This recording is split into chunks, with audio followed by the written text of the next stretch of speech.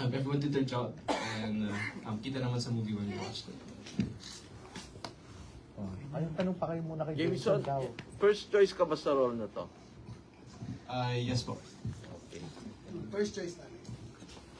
May mga discover ka pa kay ano? Kay Charlie? Kay Charlie, since nakasama na kayo sa serye, tapos dito sa movie. Hindi naman beses na kami nakasama sa project. As usual, andun naman siya to guide me throughout the way. Ayun, it's just another working day for both of us, and I would say na yung bond namin or yung chemistry namin ni Charlie just gets stronger and stronger. Kumusta si Direk Joel bilang director? I just want to say it's such an honor to work with Direk Joel, and at least I can tell people na nakawork na si Direk Joel. Ano ba experience, James? Oh man. There was one time na late ako. Ay! So, na-award ka? Award. Na-award ni Direk? Yeah, na-award ako. Normal naman. Yeah, but,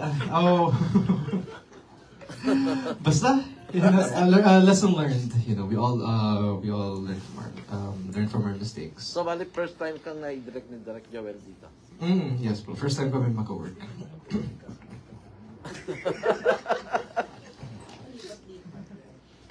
Gusto mo pa ba siya makatrabaho next time? Yes, of course. Of course. For another project, yes. I would not turn it down. Hindi ka na magpapa-award? Hindi. This time, 1 hour early na ako.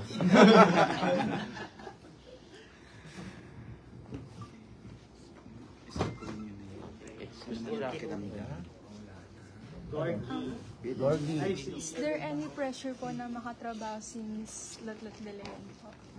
May pressure po ba kayo?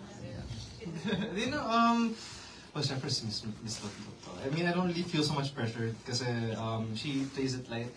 Like, I enjoy working with her also. Check ko lang kung okay pa siya. Baka mamaya may kinakausap siya, hindi namin nakikita. Ibang tao pala. May memorize ng lines. Yeah. And may mga movies pa po ba kayong aabangan pa po sa inyo? So far, ito pa lang. Yes. TV shows, may niluluto sa TV5. So, I might do a show on the TV5. Jameson, what's your personal takeaway after watching the film? Kasi medyo mabigat din yung tema. So, ikaw personally, ano yung lesson na nakuha?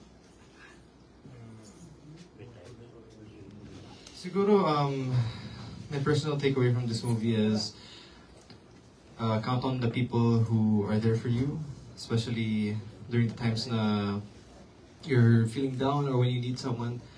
Always remember who are those people na who brings light, you know, when there's darkness, let's say. So, ayun, just cherish them, love them, and kasi minsan you won't realize when it's you won't realize it when it's gone. I mean, you won't realize it's gone. Yeah. Until it's gone. Yeah, parang ganun. So, ayun, yun yung personal takeaway ko. Ano yung matuturing mo parang unforgettable experience while shooting the movie? Grabe, super sikip yung daan dyan sa taping. Hirap makapasok. Ay, nagkaligaw-ligaw. Sa Bulacan, yeah. Ano pa ba? Unforgettable moment was siguro yung first day ko. And then, maiksi na kami ni Miss Lotlot. Tapos, biglang umuulan. And then, nag-thunder bigla. Sobrang lakas. Tapos, nagulat kaming lahat. Kasi super lapit kasi. So, yun, I won't forget that moment. Para siyang alarm clock.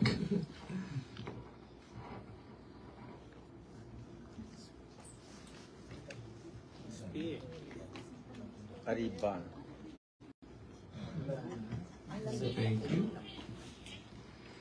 Thank you so much po.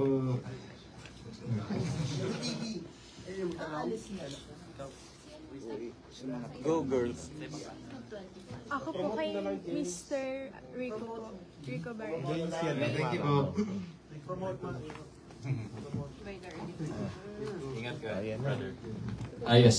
May short clips po din na may bed scene po. Are you ready po ba na sumabak Ay, putang ina, gumanon siya. Hindi niya makikita na nakabalanda rin yung puwet ko doon. So, before that, last year, I started talaga with, yan, eto rin yung mga, namin, dakilang producers. So, pinagkatiwalaan na rin nila ako and meron kaming film na ginawa rin na may mga rin na, gano'n. So, the title was Kabayo. Medyo, di ba, sounds funny, pero, siya, 24 hours pa lang, nag-number 1 kagad sa Viva, no? Oo, sa Viva Max na, Pero, ayun naman yun. Ako naman, being myself, I'm still learning naman. I wanna grab kung ano yung mga available opportunities. Like, every type of genre na, for example, action, di ba? Kontrabida. And, yun nga, yung katulad nung Bumalandra kanina, yung inask mo nga na So, lahat, inaano ko talaga, ina-explore ko kasi, when I started my career as sa bahay nga ni Kuya, wholesome, medyo siguro nagsawa. And sabi ko, I'm mature naman na, so wala naman ako masyadong inaano sa image ko kung ano sabihin ng tao. Basta sa akin lang, I want to deliver lang everything. And by the time, di ba, titingnan ko kung ano yung mag-work para sa akin. And yun, continuous lang. Continuous lang sa passion din pag nasa harap sa camera. Yan. Rico, masasabi mo ba isa ito sa most challenging role na nagampanan mo? Yes, of course, I'm very proud kasi sila Direk Joel and si Miss Lot kasama ko, di ba? Ako may siguro by that time may pressure din sa akin kasi alam ko naman Miss Lot is been there, talagang maraming nakatrabahong magagaling. Tapos ako syempre I have to increase my with everything, di ba? Kung paano ko dadalhin kaming dalawa, paano ako mag-act rin kung pag nagbabatuhan kami. And yun, napaka-komportable naman kahit paano nung nangyari. At least naging mission accomplished sa akin. And sa akin, gustong-gusto ko kasi yung ginawa ko, yung parang kinaasaran ako. Minsan may pagkagago na na role. So sa akin, in-enjoy ko lang talaga yung journey sa ginawa ngayon. So, yun, naman, komportable naman. Pero at the same time, kahit komportable ako, kinakailangan, I have to do my best pa rin. Yun yung nakaka-pressure, yung kailangan pagbutihan ko. Diba? Kasi yung mga katrabaho ko, ayun yung na important. Pero kumusta si Charlie sa scene na yun na nakabalandra, nakapatong? Oo. Ewan ko kasi baka mamaya, hindi ko alam kung alam niya na ganun mangyayari or what. Basta ako, naging professional lang ako and hindi na malayo ang loob namin ni Charlie kasi by 2008 nag-meet na kami dati and syempre, pa yon, ibang name pa talaga yung pagkakakilala ko sa kanya. Then yung nakita kami sa set, "Oy Rico, ikaw yan!" Ay sabi ko, "Ikaw si Charlie!" Sabi ko ganun, hindi ko naman alam. So, by that time, okay na kami. Once na yung first day pa lang, mag-ano yung loob namin. Handpick mo ba sila or what? Paano ba nabuo ang casting? Si Lot gusto ko na siya from the beginning pa. First choice si Lot. Si Charlie, napanood ko kasi yung Fangirl. That's why I like her too. At si Rico, naman, mukha naman siyang nota. So, pwede siya daw pa sa pelikula. Bra. Totoo ba yun? Sino naman yan? Kung babanggitin ko ba ang pangalan? Si Barbie ba? Oo. Ay, hindi siya available, kaya hindi na siya pwede. Para bang sa tingin mo, parang yung hindi available si Barbie, parang blessing in disguise? Ay, oo. Ayaw ako sumakit ulo namin kay Barbie. Diba? Kaya kami nag-Charlie. Pero blessing in disguise, nag-Charlie kami. Talagang bongga si Dennis. Hindi, si Barbie naman naka-work ko before sa Cup of Flavor. Cup of Flavor. Mabait naman siya. Kaya siguro during that time, nagkasakit talaga siya. Una na COVID siya, mag-shooting na kami. Then another pack-up, nagkasakit na naman siya. So nung tinawagan namin si Charlie, yung choice ni Direk, umuo agad siya. Kasi meron din kaming project before, yung kay JC, kay Charlie intended yun pero sa Vietnam. So naging anong lugar ba yung Benguet. So finally, parang yung napunta kay Barbie, napunta kay Charlie, nagkapalitan sila. Pero ito better kasi itong kay Charlie, kasi si Charlie is known for acting. Barbie very light. Miss Lot, since mother ka, nakarelate ka ba sa role mo rito? Ano po? Meron bang eksena doon na napil mo lalo yung pagiging mother mo? Hindi ko alam. Hindi, I think, ano naman siya straight to the point naman yung story ng movie Wala naman siyang paligoy-ligoy So, merong isang dialogue doon, si Cap. Yung best friend ni Bella na, si Tentay, opo. Ang sabi ni Tentay, tandaan mo, 10 ang lalaki pero isa lang ang nanay. Walang kapalit. Sa akin, sana din, sa mga magulang, tandaan natin na 10 man ang maging babae mo, 10 man maging lalaki ng nanay, pero ang anak anak. So, pareho lang po. Sana ganun din. Kumbaga sana hindi din talaga nakakalimutan ng mga magulang na meron din silang mga anak na nandyan, na naghahanap din ng pagmamahal nila. Hindi ba? Kapag po nakakatampuhan nyo yung anak nyo in real life, paano po kayo nagkakasundo? Kami po ng mga anak ko? Yes po. Hindi po Kasi the communication lines are always open. So, hindi na dumadating sa para magkatampuhan kami dahil they're free to tell me how they feel and ganun din ako sa kanila. So, hindi na po aabot sa tampuhan. Thank you po. May tanong kayo. Kuya Mario, may tanong ka. Obviously, it's a homage to Inchang. And we know that Lino is the mentor of Derek Joel. And but obviously, kahit na tribute siya sa Inchang, layo na yung tinakbo ng story. Nagtaka lang ako kasi at the start, kala ko malaki yung part nung ide-demolish sila. Tapos biglang nawala, napunta sa biglang si Rico Barrera, NDI. Wanted convict pa lang, gano'n. So, nalimutan yung parang demolition, diba, sayang. Hinayang lang ako. Ano ba yun? What happened? Natalo sila, di ba? So, hindi lang ipinakita that they will be demolished later on. Ganun din ang mangyayari. Hindi lang ipinakita. Well, yeah, this is my homage to Inchang, but this is based on a true story of my own experience. Kamag-anak ko yung babae, yung nanay. Totoong nangyari yan, hindi ko lang sinasabi, pero totoong nangyari sa akin yan. Kamag-anak ko yung nanay. Kaya nakita ko kung ano yung ganyang istorya ay totoong nangyayari sa pamilyang Pilipino. But the movie is very well acted. Ang galing-galing ni Lot, saka ni Yes. Charlie. I think together really, they both excel. So congratulations. Thank you. Sa mga producer, happy ba kayo sa kinalabasan ng pelikula? Mapanood ko. Actually, we were pleasantly surprised nung nakita namin. Though we weren't here during the taping, dito lang kami nung first taping day, tsaka yung last taping day. So, hindi pa namin na-imagine. When we read the script kasi medyo, hindi namin alam kung parang si Direk Jen. Tapos yun, when we finally watched the director's cut, okay, yun pala yung kinalabasan. So, we were really happy with what happened. And we're really, really honored and proud na sa team namin kay Direk Joel.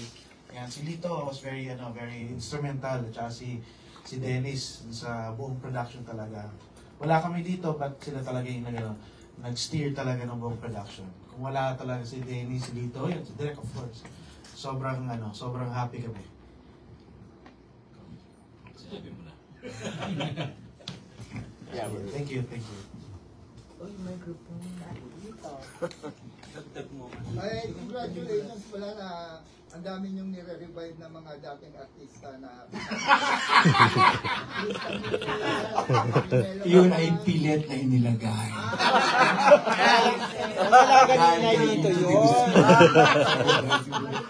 Yung tungkol sa NBI, earlier in the movie, nabanggit naman na na magsasubmit ng picture nung lalaki doon sa NBI na tatay ni kaya nagkaroon ng NBI di ba? Kaya nagkaroon ng NBI doon sa lalaki. Pero sinasali ba to sa MMFF? Isasali, hopefully masali, hoping na masali. Na-submit ba ito, Direk? Na-submit noong 2022 pa. Aray. Na-submit.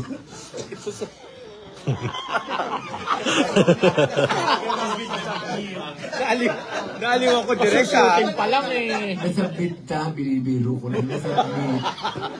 Parang kanina yata pinanood eh. Yes, 8 Kaninang umaga. Okay. Meron pang magtatanong. Dahil gugutom na ako. May follow-up question ako. Totoo ba na merong talent dito na nakainom ng ihi? Or something? Dito, ano naman? Nakainom ng ihinino. Sa beer daw, nilagay sa beer. Then yun, disgrasya, pero di ba, nice naman ni Dennis. Pero very professional yung talent kasi hindi talaga siya nagpakat. Natapos yun. Tapos binigyan naman ng justice ni Derek Joel yun. Nung nang-award ako, di ba? Yes. Nagkakato ako, nagwawala ako. Pero pinagalitan ni Derek Joel lahat ng production. Pero it was siguro disgrasya lang talaga. Dennis kasi. Uwi na yata. Lot, may tanong na ako sa, hindi naman kasi bago na yung ganitong case sa parents, sa mother, at sa anak. Nagkakaroon ng conflict dahil sa choice ng kanilang magulang. So, in a way, nung pinapanood mo, siguro medyo may nakaka-relate ka rin. Kahit pa paano, di ba? Ano may advice mo sa mga anak din kung paano ito mahadal yung ganitong klaseng conflict with their parents kapag may mga ganun silang choices na hindi gusto ng anak? Choppy ka. Wala po pa. O kaya naghahang po ako. Lumutang. Lugaw. Naghahang ako. Anong ma-advise sa mga anak sa mga choices ng mga magulang nila? Na minsan hindi sila nagkakasundo pagdating sa mga ganyan. Sa mga affairs of the heart of the parents. So, based sa mga experience, based sa mga pinagdaanan din ninyo, lalo kayo mga magkakapatid. So, ano yung mga pwede mo lang din ma-share? And ngayon din naman, okay na rin na, di ba? Sa totoong buhay, ang anak naman walang magagawa sa choices ng mga magulang nila eh. Wala. Meron po ba? Wala. Hindi ba? Tayo, bilang mga anak tayong lahat, meron ba kayong say sa kung anong gustong gawin ng mga magulang nyo? Wala. Wala. Pero, kasama doon ang respetuhin mo naman. Mahal mo pa rin naman kahit anong piliin nila sa buhay nila, di ba, ng mga magulang natin. Kung anong tama para sa kanila, maaaring mali sa atin. Pero at the end of the day, in the culture of our country, being Filipinos, anak lang tayo. Lahat. So, wala. Sa mga magulang naman, siguro, hindi naman natin sila pinipigilan magmahal. Diba? Pero bilang mga anak, nakikita natin minsan yung mga hindi nila nakikita na kung niloloko ba sila, kung totoo ba yung tao sa kanila, kung tapat ba yung tao sa kanila na iniisip nila na mahal sila at mahal din nila. Sana magkaroon din lang ng puwang sa mga magulang na makinig sa mga kung ano yung nararamdaman ng mga anak. Na hindi din maging sarado ang kanilang puso at isipan. Kagaya ng storya ni Bella kay Donna sa anak niya, na parang wala siya iba nakita. Ang tama lang yung lalaki para sa kanya. Kumbaga siguro dahil para kay Bella, napalaki naman kita eh. Lahat naman ng gusto mo na ibigay ko sa'yo eh. Pinaghirapan ko naman ang buhay nating dalawa eh. Ito lang naman ang gusto ko eh. Itong lalaking to eh. Dahil siya lang ang nandito para sa akin. Pero in reality, hindi naman eh. Kasi yung anak din naman nag-aaral, nagsisipag, na gustong maging proud. At ginagawa yun ng anak para sa magulang. Hindi ba? Pero hindi niya nakikita. So, at the end of the day, it's just really communication. Just have to be open And yun na nga, siguro dasal. Dasal na kung halimbawang sarado ang isip at puso ng mga magulang at pati na rin ng mga anak. If in reverse, no, di ba? Na magkaroon ng ng liwanag sa dilim. Ang importante yung masaya. Kung saan siya masaya. Minsan po kasi masaya ka eh. Pero minsan, pag masaya ka, hindi mo alam niloloko ka na, syempre masasaktan doon yung mga totoong nagmamahal sa'yo. Diba? So, it's a very complicated relationship, I think, within families. And totoo siya, sabi ni Direk eh, uso yan sa atin. Daming ganyan dito sa atin. So, sana, itong pelikulang to, talagang, kahit pa paano, diba, makapagdulot din ng leksyon or makakuha ng sagot, diba? Or maka-open ng eyes na pag pinapanood nila, ay, ako yata yan. Baka dapat yata bigyan ko ng pagkakataon yung mga anak ko or yung mga magulang ko. And ganun po. Thank you, Lot. Thank you po. Last na kay Direk, sabi mo, di ba, na-witness mo mismo yung story nito? Ha? Yung, sabi mo, di ba, kwento? Oo, kwento. Kamag-anak ko, yung babae. Kayo ba dun si Darna, Direk? Kayo ba yung abogado? Ako si Tentay. Dorothy Gilmore. Oo, so yun ang na-advise. Barbecue. Yes. Senior citizen na si Lot doon sa story. Parang ang press pa niya, oh. Naku, may cinematic, naman. License. Ano naman, bago sa pelikula. Kailan ka ba sa pelikula? Ano ba naman kailangan ng cinematic license? Nakakaloka ka talaga, ha? May follow-up na lang ako kay Lolot. Mas tinamaan ka sa pelikula bilang ina? Yung sa istorya? Yung sa dating ng kwento, yung takbo? Pareho siguro. Characters. Straight to the point naman siya. At saka ginawa naman